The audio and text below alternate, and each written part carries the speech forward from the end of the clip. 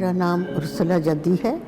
मैं यहाँ पे चीफ एग्जीक्यूटिव ऑफिसर हूँ and I am looking after the trust और इंस्टीट्यूट, सब कुछ देखती हूँ। ये ट्रस्ट जो है मेरी बड़ी बहन सलमा किशोर जान ने बनाया था। मेरी मदर जो 40 ईयर्स की एज में अपनी बिनाई खो गई, उनकी रिक्वेस्ट थी कि जहाँ पाकिस्तान में नाबीना लोगों के लिए कुछ नहीं होता तो कुछ करना चाहिए। मेरी बहन जो गवर्नमेंट सर्वेंट थी और पाकिस्तान की एम्बेसडर रही हैं, उन्होंने ये अपनी रिटायरमेंट के बाद ट्रस्ट स्टार्ट किया।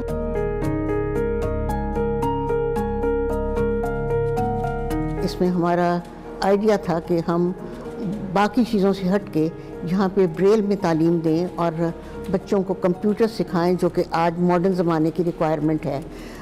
पाकिस्तान में बच्चे जो मैट्रिक का इम्तहान देते थे या पढ़ते थे, उनको एक राइटर मिलता था जिससे वो लिखवाते थे जो भी इम्तहानों के जवाब हों। हमारा ये ख्याल था कि उससे ना तो बच्चे की काबिलियत ज़ाहिर होती है और ना ही उनको कुछ समझ आती है। तो हमने उस स्पेशल गवर्नमेंट से परमिशन ली कि यहाँ पे हमारी तालीम ब्रेल से हो। हम बच्चों को ब्रेल में पढ़ाते हैं। ब्रेल एक ऐसा मीडिया है जिससे कि जो बच्चे नहीं देख सकते उनको इससे तालीम दी जाती है। ये एक सेल होता है और सेल में 6 डॉट होते हैं और फॉर्मेशन ऑफ डॉट या डॉट्स की तरतीब जो है उससे ये अल्फ़ाबेट्स बनते हैं और फिर अल्फ़ाबेट से वर्ड बनते हैं और वर्ड से फिर फ़िक्रे बनते हैं। हम उर्दू, इंग्लिश, मैथमेटिक्स और अरेबिक ब्रेल में बच्चों को तालीम देते हैं।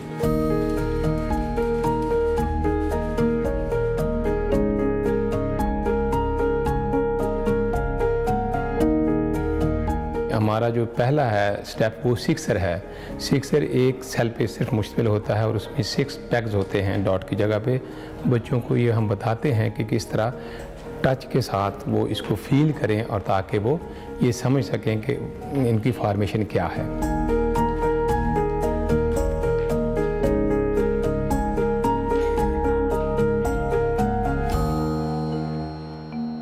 फिर उसके बाद हम फ्रेम पे आ जाते हैं। फ्रेम में एक स्टाइलिस होता है और फ्रेम होता है, उसी तरह उसका एक सेल होता है, उसमें डॉट होते हैं।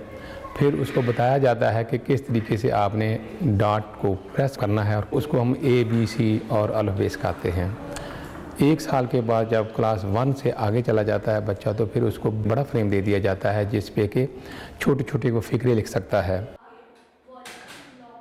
फिर उसके बाद हम परकर मशीन पे ले जाते हैं बच्चे को। जैसे ही बच्चा ऐसे लिखने के काबिल होता है या क्लास 5th में जाता है तो फिर परकर मशीन दे दी जाती है।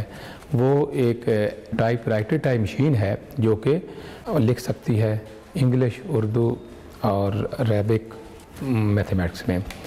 फिर उसके बाद बच्चे जो है हमारे इम्तहान भी फिर उसी में ही देते हैं।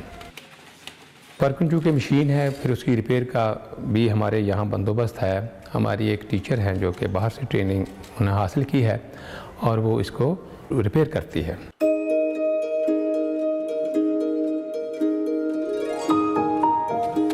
हमारी जो फर्स्ट बैच था 1999 में, उसने ब्रेल में इम्तहान दिया और माशाल्लाह सब बच्चे बड़े अच्छे नंबरों में पास हुए। हमारी जो one of the first graduates, उसने CSS का इम्तहान दिया जिसमें उसने ओवरऑल 6th पोजीशन ली और join the foreign service of Pakistan. 90 के करीब बच्चे जो हैं यहाँ से मैट्रिक कर चुके हैं। हमें बड़ा इस बात पे फ़ख्र है कि हमारा आज तक कोई बच्चा मैट्रिक में 2nd डिवीज़न नहीं ली, 3rd डिवीज़न नहीं ली। They all qualify in 1st division. पिछले साल हमारा एक बच्चा जिसने लॉ किया था, उसने जुडिशल एग्जामिनेशन होता है, उसमें उसने 650 कैंडिडेट से, जिसमें उसने अव्वल पोजीशन हासिल की और वो अब एज अ सिविल जज काम कर रहा है। मेरे ख्याल में किसी भी इंस्टीट्यूट में अच्छे तालीम देने के लिए अच्छे टीचर होने बहुत ज़रूरी हैं। हमारी बेसिक क्वालिफ़िकेशन है आपने किसी भी सब्जेक्ट में मास्टर्स किया हो। जब वो मास्टर्स की ट्रेनिंग लेके आते हैं तो फिर हम उनको इंग्लिश, उर्दू और मैथमेटिक्स ब्रेल सिखाते हैं। और वो ब्रेल सीखने के बाद वो उनको ट्रेनिंग देते हैं ओरिएंटेशन मोबिलिटी। जब वो ट्रेनिंग में ले रहे होते हैं तो हम उनकी आंखों पे पट्टी बांध देते हैं ताकि उनको एहसास हो कि एक ब्लाइंड इंसान जो है वो कैसे पढ़ता और लिखता है और कैसे उसकी मूवमेंट होती है, जिससे उनको थोड़ा सा सिंपैथी भी हो जाती है इन बच्चों के साथ। और फिर हम इनको, हमारी क्राइटेरियन है कि 3 महीने में हम उनको ये सब चीज़ें सिखाते हैं और फाइनल एग्ज़ाम में कम से कम हर सब्जेक्ट में इंडिविजुअली उनको 85% मार्क्स लेने ज़रूरी हैं।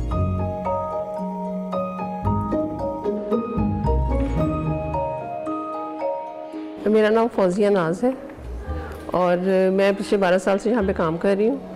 मैंने एमए इस्लामियात, एमए स्पेशल एजुकेशन और बीएड किया हुआ।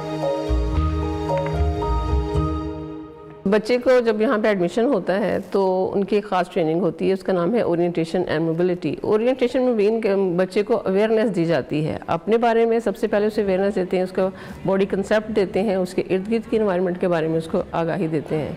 और मोबिलिटी का मतलब है, वैसे तो इस वर्ड का मतलब मूवमेंट है, लेकिन हम उसको इस सेंस में लेते हैं कि बच्चा अपना हर काम इंडिपेंडेंटली कर पाता है, उसे किसी के सहारे की ज़रूरत नहीं होती। उसके लिए हम बच्चे को फिर सबसे पहले प्रोटेक्शन सिखाते हैं। साइटेड गाइड मतलब कि साइटेड पर्सन जो है उसको गाइड करता है कि आपने कैसे चलना है। उसमें ट्रेनिंग होती है और ख़ास तौर पे केन की हम उसे ट्रेनिंग देते हैं कि केन एक हेल्पिंग डिवाइस है, उसकी हेल्प से उसने कैसे इंडिपेंडेंटली और ग्रेसफुली चलना है। केन की जो ट्रेनिंग है वो ख़ास तौर पे यहाँ देखिएगा, पूरे पाकिस्तान में ऐसी ट्रेनिंग नहीं होती। हमारे इंस्टीट्यूट में इंटरनेशनल लेवल के स्टैंडर्ड की हम देते हैं उनको ट्रेनिंग, और से वो बच्चे की हाइट के अकॉर्डिंग उनको इशू की जाती हैं। ये एक ख़ास बात है जो कि हमने आम देखा है कि वो सिर्फ एक स्टिक पकड़ा दी जाती है, लेकिन उसमें इस बात का ध्यान नहीं रखा जाता कि वो बच्चे की हाइट के अकॉर्डिंग होनी चाहिए। वाइट केन बच्चों के इनकी मोबिलिटी के लिए बहुत ज़रूरी है and mobility gives you confidence. तो हम इनको अपने प्रेमिसेस पे यूज़ करने के लिए देते हैं और जब ये ग्रेजुएट करते हैं, मैट्रिक कर लेते हैं, तो हम इनको गिफ्ट करते हैं वाइट केन्स। हम बाहर से मंगवाया करते थे जो हमें काफ़ी एक्सपेंसिव पड़ते हैं, लेकिन अब हमने ये शुरू किया है कि हम खुद बनाएंगे इनको, और पिछले साल से हम खुद बना रहे हैं और बच्चों को देते हैं।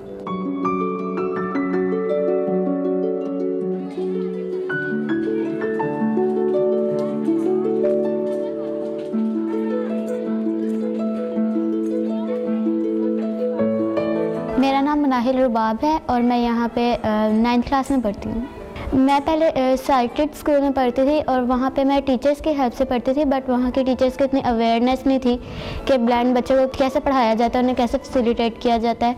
तो उसके बाद फिर हम लोग यहाँ का पता चला तो हम अजीज़ जहाँ में आए। उसके बाद यहाँ पे हमारी सबसे पहले सेल्फ़ कॉन्फिडेंस दिया जाता है, हमें ग्रूमिंग की जाती है, और फिर यहाँ का स्टडी सिस्टम बहुत अच्छा है, स्टडीज़ बहुत अच्छी हैं और हर चीज़ में फैसिलिटेट किया जाता है ब्लाइंड को।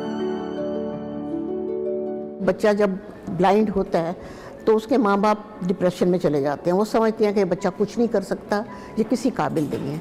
हमारे पास बच्चे जब आते हैं, और इंटरेस्टिंग बात है कि माँ बाप भी उसको समझते हैं कि वो इतना माजूर है कि मेरे पास 6 साल का बच्चा आता है और उसको बाप ने उठाया हुआ है। मैंने कभी इसको उठाया क्यों है कि जिसको नज़र नहीं आता। मैंने कहा आँख टांगे तो है ना, चल तो सकता है, आप इसको चलाएं। और हमारे पास अक्सर बच्चे आते हैं वो अपने हाथ नहीं यूज़ कर सकते क्योंकि उनको घर में खाना भी माँ बाप खिलाते हैं, मगर हम जहाँ पे उनको ट्रेन करते हैं, और हमारे बच्चे जो बिल्कुल छोटे हैं हम उनको हाथ पकड़ के लिखना सिखाते हैं, ब्रेल सिखाते हैं ताकि वो कुछ कर सकें। और हमारी जो ओरिएंटेशन और मोबिलिटी की ट्रेनिंग है उसमें हम उनको fine motor movement, gross motor movement, हाथों की मूवमेंट, ये सब चीज़ें सिखाते हैं।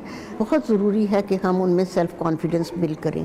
जब हम उनको कहते हैं कि बेटे स्ट्रेट चलो, मेरा तो ये है बच्चे फौजी की तरह चलो, तो क्योंकि तुमने सीधे चलना है और तुम सर उठा के चलना है, सर झुका के नहीं चलना, और सीधे रहना है, पाँव उठा के चलना है। We treat them like normal children, we don't treat them as somebody special. और जब लोग कहते हैं कि ये स्पेशल बच्चे हैं तो उनसे कहते हैं स्पेशल बच्चे नहीं, दे हैव स्पेशल नीड्स।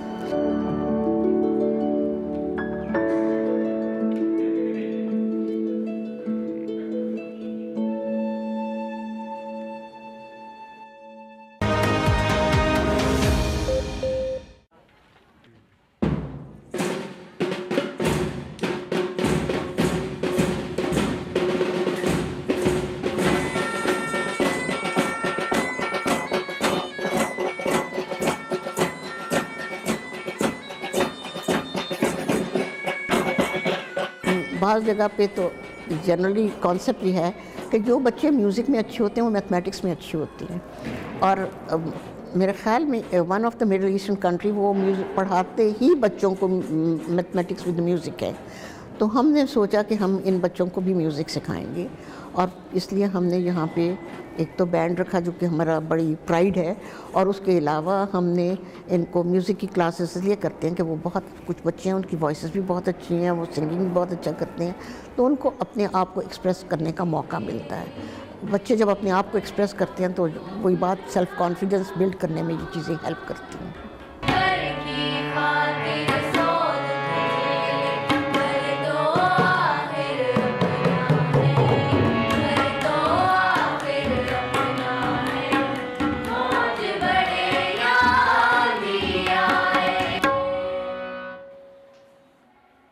कोई भी एजुकेशनल इंस्टीट्यूट में लाइब्रेरी होनी बहुत ज़रूरी है।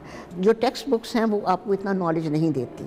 अगर आप लाइब्रेरी होगी तो बच्चे उससे एक्स्ट्रा नॉलेज भी लेते हैं और वो सीखते भी हैं। और पिछले साल हमने ये किया था कि बच्चों को जब उनके रिज़ल्ट्स होते हैं तो जो टॉप पोजीशन वाले बच्चे हुए उनको हमने ब्रेल बुक्स बना के प्रेजेंट की थी। ब्रेल की बुक्स हमने शुरू से, क्योंकि हमने कहा था ब्रेल में एजुकेशन देंगे और बुक्स के बगैर नहीं हो सकता, तो हमारा शुरू से ही था कि हम टेक्स्ट बुक्स बच्चों को प्रोवाइड करें एट एवरी लेवल। तो वो हमने बनानी शुरू की, और हमारे पास ऐसा था कि हम शुरू में उर्दू की किताबें नहीं थे बनाते, अंग्रेज़ी की बनाते थे। तो हमने किसी और जगह से मंगवाने की कोशिश की उर्दू की किताबें, मगर उनमें इतनी गलतियाँ थीं कि मैंने वो सारी किताबें वापस कर दी और मैंने कहा उर्दू की किताबें हम खुद बनाएंगे। तो हमने उर्दू की भी बनाते हैं अब, और हमने अरबिक की भी बनाते हैं। कुरान मजीद हमने कराची में एक है नेशनल फाउंडेशन, उनसे लिए हैं ब्रेल के, ताकि बच्चे वो भी पढ़ें। So we try to give them education in every field.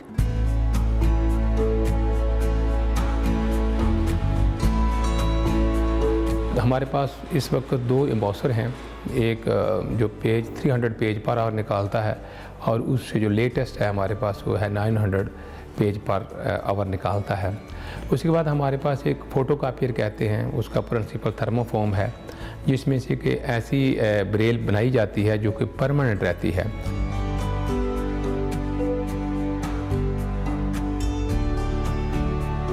हमारी एक और अचीवमेंट है कि हमने एक डिक्शनरी बनाई है जो कि ब्रेल में ट्रांसक्राइब किया है, और वो इंग्लिश इनटू उर्दू है। ये दुनिया की वाहिद डिक्शनरी है जो कि हमारे पास अवेलेबल है।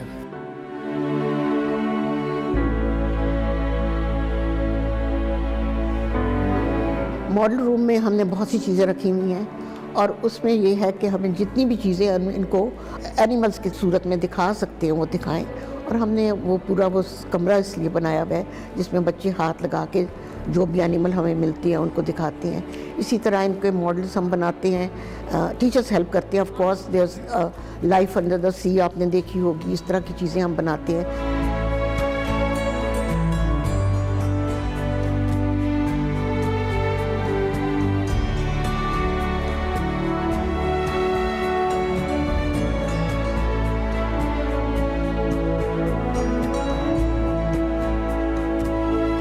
हमने जब शुरू ये ट्रस्ट किया था, मेरी बहन ने जब शुरू किया था, तो उस वक्त हमारे पास बहुत से एडल्ट्स आए थे, उनके लिए किताबें पढ़नी बहुत मुश्किल थी।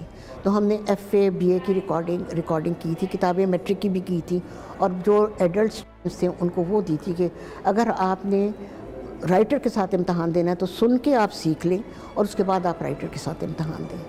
तो वो फिर हमने उसमें स्टोरी बुक्स ऐड की और चीज़ें ऐड की ताकि ये बच्चे भी कहानी सुनते हैं, उससे ये इनकी वोकैबुलरी बढ़ती है। दूसरे ये है कि इनका प्रोनाउंसिएशन इंग्लिश का अच्छा होता है।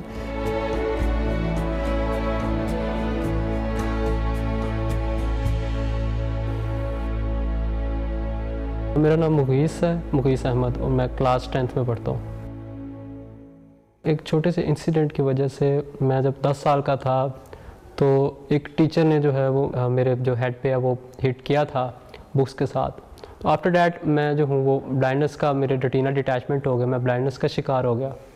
इसके बाद थोड़ी सी जो है पाकिस्तान में डॉक्टर्स का इशू हमें आया कि डॉक्टर्स जो हैं वो फील्ड के होते नहीं थे, लेकिन कह देते थे हम उसी फील्ड के हैं। तो कुछ डॉक्टर्स ने 2 साल काफ़ी जो है वो हॉस्पिटल्स में टाइम ज़ाया किया। इसमें इस दौरान स्टडीज़ भी मेरी जो है वो कंटिन्यू नहीं हो सकी। तो उसके बाद मैं एक गवर्नमेंट इंस्टीट्यूट में गया जॉर्ज टाउन में, जहाँ पे यानी कि काफ़ी जो है वो अवेयरनेस की कमी थी ब्लाइंड बच्चों के लिहाज से। तो उसके बाद 8-9 माह वहाँ जाने के बाद जब मुझे पूरा अंदाज़ा होगा कि ज़िंदगी आगे कुछ नहीं है, तो फिर मैं इस इंस्टीट्यूट में आया सन 2012 में। यहाँ पे आने के बाद मुझे फिर एहसास हुआ कि यानी कि वी आर इक्वल, यानी कि हम में और एक आम बंदे में कोई फ़र्क नहीं है। यह एक्चुअली एक फ्रेंडली माहौल है। सबसे पहली चीज़, हमें महसूस नहीं होने दिया जाता कि आप में कोई कमी है या आप में कोई डेफिशिएंसी है। तो इसके बाद यानी कि काफ़ी जो है कॉन्फिडेंस हमारे यहाँ डेवलप किया जाता है। पोस्टर, मोबिलिटी ट्रेनिंग, सारा कुछ यानी कि हमें एक नॉर्मल पर्सन के मुकाबले में या उससे बढ़ के जो है वो खड़ा किया जाता है। जब हम यहाँ से मैट्रिक करके जाते हैं तो हम जो है वो अपने साइटेड पीयर्स के साथ काफ़ी यानी कि उनसे ज़्यादा अच्छा कर रहे होते हैं।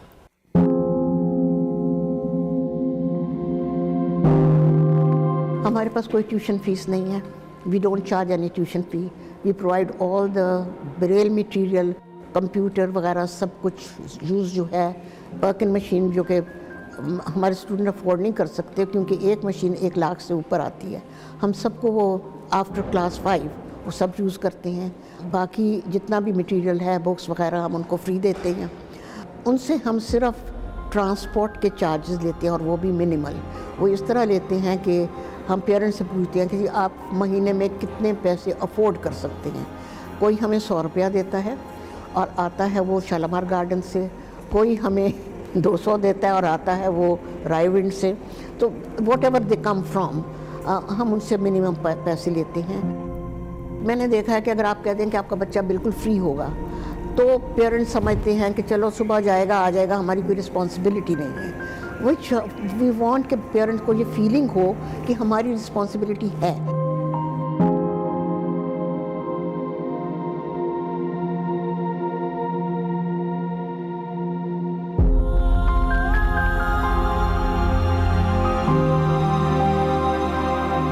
अल्लाह ने हमें बड़ी अपॉर्चुनिटीज़ दी इस ज़िंदगी में कि हम बाहर गए, पढ़े, हर जगह पढ़ा, सीखा, आगे तालीम हासिल की, अच्छे जॉब्स किए, सब कुछ किया।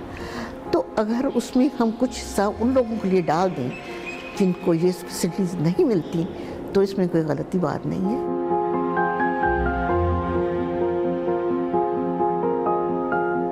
एवरीबडी शुड थिंक कि हमें अल्लाह ने दिया है तो हम भी आगे किसी को अपना जो इल्म है थोड़ा सा बांट दें। That is what it is.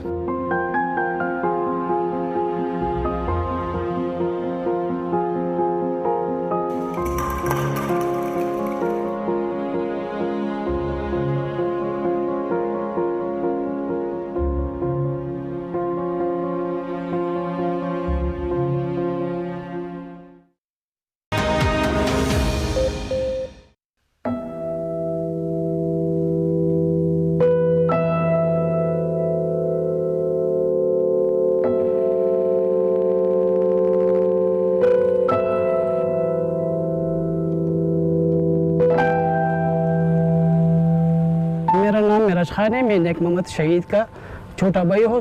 मेरा भाई 9 नवंबर को यहाँ पर जो एक्सीडेंट हुआ था कालाखेल दर खैबर में, तो उस हादसे का मुझे जब पता चला, मैं शांगली में था, तो मुझे वो दस्तान में बयान नहीं कर सकता कि मेरे ऊपर, मेरे ख़ानदान के ऊपर क्या गुजर गया और क्या गुजर रहा है। मेरा भाई जो एक्चुअली यहाँ पर था, उसके साथ 8 बंदे थे। उस दिन जब इसके मेन में उतरा तो उसके साथ 4 बंदे और थे। तो ये एक्चुअली उसका निगरान था, ऊपर एक जो होता है। तो वो बंदों को जब उन्होंने कहा कि इस तरह गैस का ख़तरा है, तो उन्होंने अपने बंदों को पीछे बिठाया और खुद उस जगह के मुआयना कर रहे थे। ये सेंटर का जो मेन है, उसके सेंटर में यह हादसा पेश हुआ। तो जब बाद में उसको लीकेज थोड़ा सा गैस का जो बदबू है वो महसूस हो रही, तो उसने अपने बंदों को सेट पर कर दिया और उसको आगे धकेल दिया और उनको जो स्टेप बाय स्टेप एक एक को बाहर भेज दिया। और ख़ुद अंदर बाद में कोई इसको सपोर्टर नहीं था, कोई इसको खींचने वाला नहीं था, तो उससे गैस के लपेट में आकर और लापता हो गया। उसको वाला जब पहुंचे तो उसमें काफ़ी देर हो चुकी थी। तो वो गैस जो था वो फैल गया था। उनके पास अंदर जाने के लिए इक्विपमेंट नहीं थे जो उनके पास उस वक्त पर होना चाहिए था। बाद में मुझे भी काफ़ी मतलब है कि मेरा बेटे में था, तो उन्होंने, मेरा छोटा भाई था, उसने कहा कि उनके पास जाने के लिए अंदर सिलेंडर नहीं है, अंदर हेलमेट नहीं है। तो मैं खुद उसके एफर्ट में था। मैं पेशावर खैबर बाज़ार में सुबह जब 9 बज गए तो मैं उधर उनके ऑक्सीजन के सिलेंडर में खुद ढूंढ रहा था, लेकिन मुझे भी नहीं। बाद उन्होंने कोशिश की, लेकिन वक्त गुजर गया, 24 घंटे गुजर के, तो अपना एक टाइम होता है।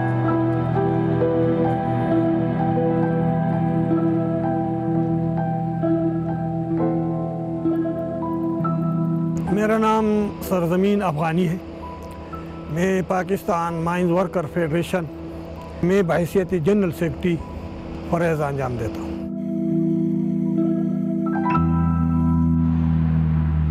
एक बहुत बड़ा माइनिंग फील्ड जो खैबर पख्तूनख्वा का दर आदम खेल जो पुराना FR कोहाट था, वहाँ बहुत बड़ी पैमाने पर माइनिंग हो रही है, कोयले की निकासी हो रही है। और हमारे अंदाजे के मुताबिक तकरीबन 4,500 टन डेली रोज़ाना वहाँ से कोयला डिस्पैच हो रहा है, और तकरीबन 15,000 कोल माइन वर्कर्स।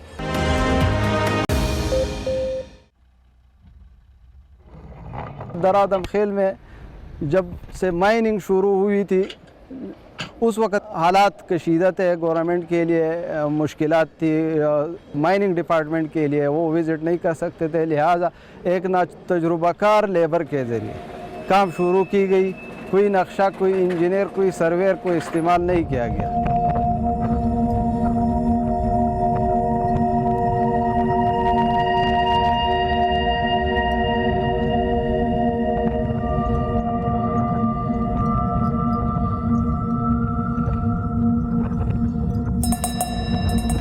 यहाँ अक्सर माइंस में तनाज़ात के बग़ैर उसका नक्शा नहीं बनाया जाता है। एक रेगुलर मैप के ज़रिए माइन नहीं चलाते ये लोग। और दूसरा बहुत बड़ा मसला यहाँ ये है कि यहाँ लेबर पार्टियाँ वो चेंज होती रहती है। नक्शा हो तो सही सिमत में जा सकता है, लेकिन अगर नक्शा ना हो और पार्टियाँ भी चेंज होती रहती है तो हादिसात के वक्त फिर पता भी नहीं चलता है कि हादिसे का असल स्पॉट कौन सा है, ऊपर नक्शे में मेंशन नहीं है। दूसरा मसला ये है कि माइनों में आग होती है। ये तो कोई यहाँ सीम जो है वो जो कोयले का डिपॉज़िट है वो पॉकेट्स में है, वो एक रेगुलर सीम नहीं है, कहीं बड़ा कहीं छोटा। एक तो उसके लिए मेकेनिज़म बनना चाहिए कि बड़ा सीम कैसे खाया जाता है, लेबर के लिए ये ट्रेनिंग ज़रूरी है। दूसरा मसला ये है कि जो उसमें आग भड़क उठती है और वो आग स्टापन के ज़रिए बंद किया जाता है। अगर नक्शा मैन का मौजूद हो तो उसमें वो मेंशन किया जा सकता है कि यहाँ आग है, तो इसलिए वो लेबर अगर रेगुलर हो उसको भी पता होता है कि यहाँ आग है, तो वो आगे काम करता है, सेफ जगह में काम करता है। नक्शे किसी ओनर के साथ वो तब बनाता है जब किसी अगले हमसाये के साथ उसका बाउंड्री का तनाज़ा हो, फिर नक्शे बनाते हैं, वरना नहीं बनाते। खैबर पख्तूनख्वा वालों ने एक मॉडल माइन यहाँ चलाया है। बलूचिस्तान में भी ये मॉडल माइन का कंसेप्ट चला था, सन 70 के बाद नाकाम हो गया। इससे माइन वर्कर या लीज होल्डर या माइन ओनर किसी को फ़ायदा नहीं है। यहाँ मॉडल माइन के मामला थे, हुकूमत के ख़जाने के पैसे ज़ाय किए गए। उसी तरह पर देखा देखी लकीर के फ़कीर के हिसाब से इस मॉडल माइन से वो माइनिंग आप नहीं चला सकते जो कि जहाँ मज़दूर अमलन जा कर के काम करते हैं वहाँ होने चाहिए, जहाँ लोग मज़दूर काम करते हैं वहाँ इस हिसाब से। फ़ायदा उसी को है जो इस प्रोजेक्ट को चला रहा है। इस प्रोजेक्ट में लोगों को मुलाजिम किया हुआ है और गाड़ियाँ वगैरह ली हैं, उस पर वो फिर रहे हैं। कान के साइज़ जो कानूनी मुताबिक 6 बाई 6 इनको खोदना चाहिए कि ताकि आसानी के साथ उसमें मज़दूर जा सके, काम कर सके। और दूसरा ये जब कोई खुदा न ख्वास्ता वाक़या हो जाता है तो फिर वो रेस्क्यू की जो आलात या इक्विपमेंट्स है वो आसानी के साथ वो अंदर लोग जा सके और वो लोग जो वहाँ पे फंसे हुए उनको रेस्क्यू कर सके। अभी मसला ये है कि ये मालिक ये लालच कर देता है कि कम पैसे देकर काम खोदा जाता है और फिर वो कोशिश करता है कि जल्दी से कोयला निकलना शुरू हो जाए।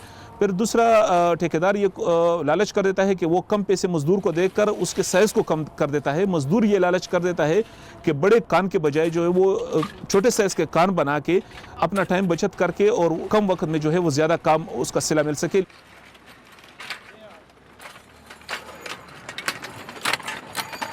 रेस्क्यू के नाम से जो इदारा है वो बिल्कुल उसकी कोई अहमियत नहीं है, कोई उसकी परफॉर्मेंस नहीं है। वजह क्या है? जो ब्रीदिंग ऑपरेटर्स वगैरह है, जो चीज़ें उनके पास है, इंस्ट्रूमेंट है, वो आए ना। अभी हम चैलेंज करते हैं कि उस माइन में जाए और उस बंदे को रिकवर करे, नहीं रिकवर हो सकता। ये लोग वहाँ वो इंस्ट्रूमेंट इस्तेमाल ही नहीं कर सकते। वजह एक ही भी है कि वो माइन का साइज जो रखना चाहिए था 6x6 नहीं है, 1100 फीट चले। 1100 फुट चले 1 महीने में तो नहीं चला है ना, 1 साल में नहीं चला है ना, वो 2-3 साल में चला होगा। कहाँ थे ये सुपरवाइजरी जो अमले और इनका जो इंस्पेक्शन टीम और इनका जो अमला, वो क्यों नहीं गए कि ये साइज बराबर करो, ये आपका साइज कम है। ये कोई पहला वाक़या नहीं है कि ये कलाखेल में हुआ, इससे पहले भी ये सैकड़ों हादसात हो चुके हैं और आइंदा भी इस तरह होते रहेंगे। ये कोयला एक सनअत है और इससे सूबे को और मुल्क को फ़ायदा मिल रहा है, तो हुकूमत वक्त को चाहिए कि इस हवाले से ठोस इक़दाम तो चाहिए और इन लोगों के लिए कानून साजी करे, इनके हुकूक दे और इनके जो बच्चे यतीम हो जाते हैं तो उनके लिए भी बंदोबस्त। कैबिनेट मोहम्मद शहीद के 9 छोटे बच्चे हैं। कल उसका एक बच्चा यहाँ पर आ रहा था, रो रहा था, मुझे कह रहा है कि अंकल ये कब निकलेगा, तो उसके अभी बाकी ख़ानदान पर क्या गुजरेगा। हुकूमत को खुद सोचना चाहिए और उनके जो कंपनसेशन है उसके लिए बाद में यही लोग जो उनके यतीम बच्चे होते हैं, उनके रिश्तेदार होते हैं, वो दौड़ते हैं, उनको कंपनसेशन जो है ना वक्त पर नहीं मिलते उनके लिए, फिर उनको इतना मुश्किलात होते हैं कि वो कहते हैं कैसे हम जान कैसे छुड़ाएं।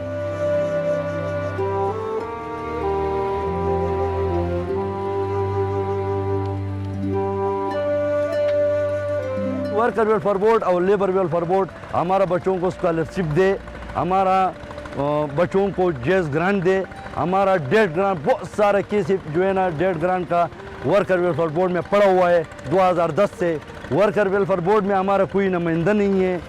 अगर हमें नुमाइंदगी न मिले तो इनका आवाज़ कौन उठाएगा वर्कर वेलफेयर बोर्ड में। और हमारे छोटे यतीम बच्चे इस इंतज़ार में कि खुदा करे कि हमें कुछ दे दे। हर सूबों ने अपना अपना शरह मुआवजा मुकर्रर किया है। किसी सूबे में अभी 3 लाख है, किसी में 4 लाख है, किसी में 5 लाख है।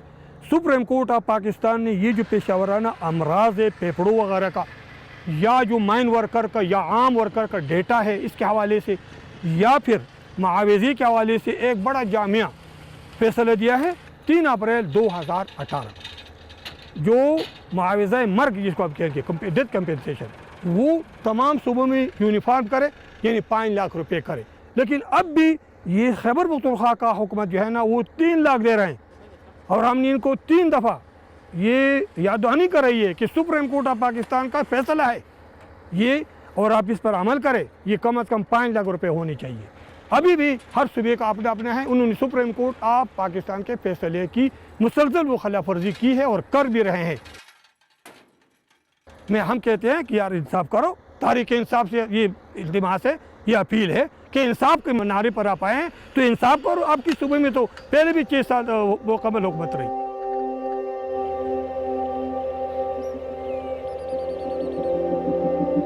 ये बहुत ख़तरनाक काम है। अगर हम न करें तो खुदा न करे ये ज़ख़ायर जो है ना ये हमारा कौमी सरमाया ज़ाया हो जाएगा। हम करने वाला न बने तो ये कैसे निकलेगा।